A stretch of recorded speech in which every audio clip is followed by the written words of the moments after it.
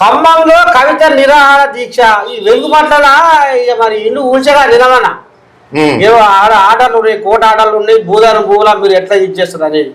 మరి ఇప్పుడు ఆయనే కట్టాలా ఇల్లు ఆడ కట్టించేదాకా మేము పట్టిడం అని విశాఖనగర్ మహారాజు ఎంటేసుకొని కవితమ్మ నిన్న ఏదో ధర్నాకు దిగిందట, అరెస్ట్ కూడా చేసినట్టు.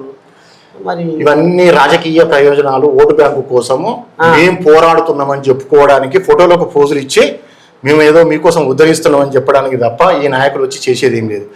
వాస్తవానికి ఇలా బలైంది పేద ప్రజలు. ఇంతకుముందు ఉన్న నాయకులు, గతంలో ఉన్న ప్రభుత్వంలో ఉన్న నాయకులు వాళ్ళు ఎప్పుడు కానీ ఏ పేద వ్యక్తి కానీ నిజంగా కూడా ఏ పేద వ్యక్తి ఒక 10 గజాలు 20 గజాలు 50 గజాలు కబ్జా చేయడు. లోకల్ లీడర్లే అమ్ముకుంటారు వీళ్ళకు. నోటరీలు చేసి చేసి 100 రూపాయల స్టాంప్ పేపర్ మీద నోటరీ చేసేసి ఇగో ఇది ఇంత, ఇది 2 లక్షలు 5 లక్షలు 10 లక్షలు అని 60 గజాలు 80 గజాలు 100 గజాలు అమ్ముకుంటారు తప్ప ఏ పేద వ్యక్తి నిజంగా కూడా కబ్జా చేసినట్టు చరిత్రలో ఎక్కడ లేదు.